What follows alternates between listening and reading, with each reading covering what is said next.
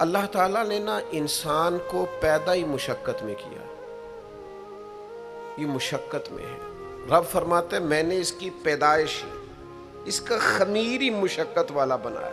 اللہ کریم نے قرآن مجید میں فرمایا لَقَدْ خَلَقْنَا الْإِنسَانَ فِي قَبَدٍ، فرمایا بے شک ہم نے آدمی کو مشقت میں رہتا ہوا پیدا کیا ہے، پیدا ہی اس کو قبض کیا ہے، مشقت میں رہتا ہوں، اس نے مشقت کرنی۔ ہم نہ سکون ڈھونڈتے ہیں، بس ٹھیک ہے گھر بن گیا، بس ٹھیک ہے اب میں نے بچے پال لیے، بس ٹھیک ہے۔ او بھائی تو نے آگے بڑھنا ہے، تو نے مشقت کرنی ہے، جد و جہد میں رہنا ہے، وقت فرصت ہے کہاں، کام ابھی باقی ہے، نور توحید کا اتمام ابھی باقی ہے۔ یاد رکھیں اگر آج جوانی ہے تو بڑھاپا آئے گا، آج اگر صحت بالکل ٹھیک ہے تو آہستہ آہستہ خدا نخواستہ قوا اور اعصاب کمزور ہونے لگتے ہیں، ٹھیک ٹھاک نظر ہوتی ہے پھر بڑے نمبر کی اینک لگ جاتی ہے، انسان کمزور ہونے لگتا ہے۔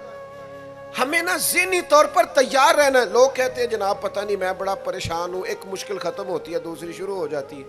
میں نے کہا یہ مشکل نہیں، یہی تو مزہ ہے زندگی کا۔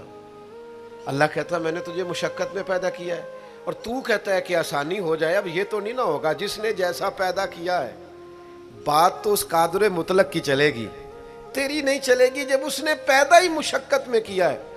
حضرت زید بن ارقم رضی اللہ تعالیٰ عنہ بیمار تھے، یہ ذرا بات سننا میرے کریم کی۔ اللہ کے پیارے حبیب علیہ السلام تیمارداری کے لیے تشریف لے گئے، تو حضور سید عالم علیہ السلام نے جا کر جناب زید بن ارقم کی طبیعت کو دیکھا تو کمزوری تھی اور وہ پریشان بھی تھے۔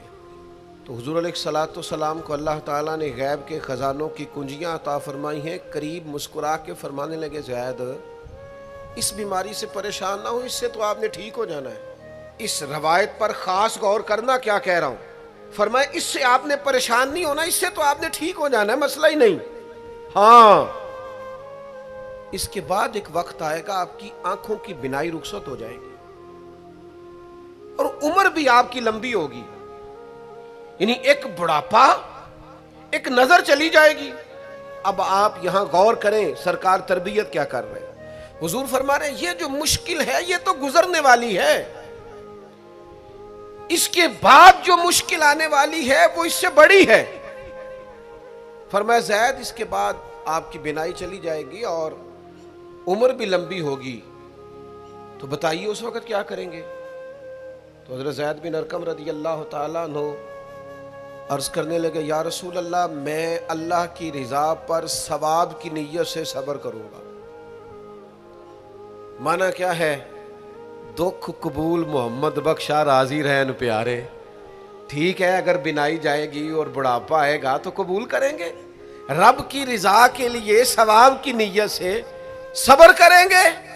ایسے بھی کبھی دنیا میں میدان لگتے ہوں گے کہ بیماری آئے گی، بتایا جا رہا ہے اور پوچھا جا رہا ہے کہ تو کیا کرے گا، تو بتا رہے یا رسول اللہ صبر کروں گا، تو نتیجہ بھی وہیں بیان ہو رہا ہے، یعنی سارا سودا نقد و نقد۔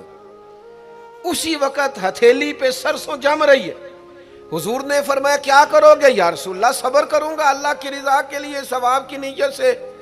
تو حضور فرمانے لگے اگر تو صبر کرے گا تو پھر نتیجہ سن، اللہ تجھ سے حساب نہیں لے گا، بغیر حساب ہی جنت عطا کر دے گا۔